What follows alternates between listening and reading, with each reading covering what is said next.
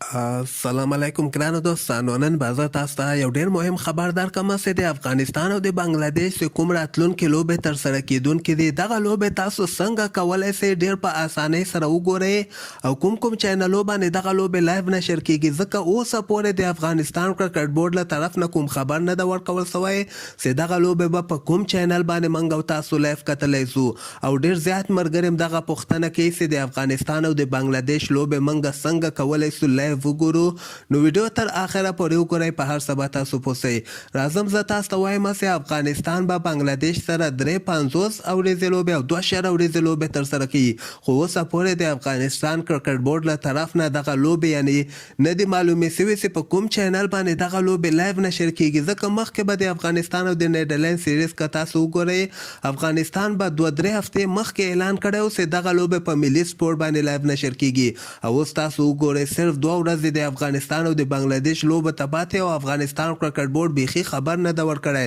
نو خبره دغسې ده چې د دغه لوبو رایټس بنګلادیش سره دي او د نیوزیلند یو مشهوره کمپنۍ ده سپارک سپورټ په نوم باندې د نیوزیلند یو ډیره مشهوره کمپنۍ ده، هغې د دغې رایټس اخیستلي دي. حالانکې اوسه پورې افغانستان خو ځکه خبر هم نه ده ورکړی چې اوسه پورې د افغانستان کوم چینل د دغه لوبو رایټس نه دي اخیستلي. د دغو لوبو رایټس نیوزیلند او بنګلادیش سره دي. دغه نیوزیلند کمپنۍ والا ځکه دغه رایټس اخیستلي چې دوی غواړي په دغه نورو چینلو باندې د دې رایټس خرڅ کړي. خو زه به تاسو ته وایم چې د افغانستان او دغه د بنګلادیش کومې لوبې چې ترسره کیږي دغه په بنګلادیش کې ترسره کیږي. او که تاسو غواړئ ډېر په اسانۍ سره دغه لوبې لایو وګورئ، د بنګلادیش په یوټیوب کې یو چینل ده ریپټ هوډ بي ډي سپورټ په نوم باندې یو چینل ده، په دغه کې تاسو دغه لوبې لایو کتلی سئ.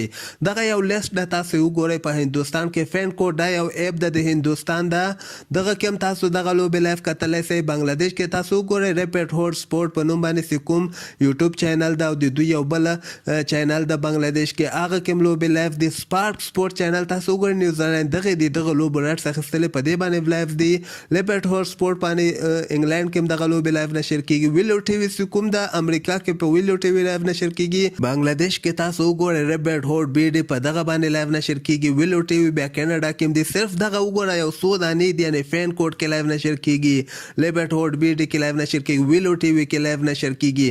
نو مسخت مې د خبرې دا ده که تاسو بغیر کوم جال نه غواړئ چې دغه لوبې لایو وګورئ په خپل موبایل کې، نو چې کله لوبه شروع وي هغه ورځ باندې تاسو به یوټیوب کې ولیکئ افغانستان ورسز بنګلادیش فرست او ډي آی میچ لایو. چې څنګه دغه ولیکئ نو ډایرکټ به دغه ریپټ هوډ بي ډي چې کوم د بنګلادیش مشهوره یوټیوب چینل ده هغه کې موږ او تاسو دغه لوبې لایو کتلی سو.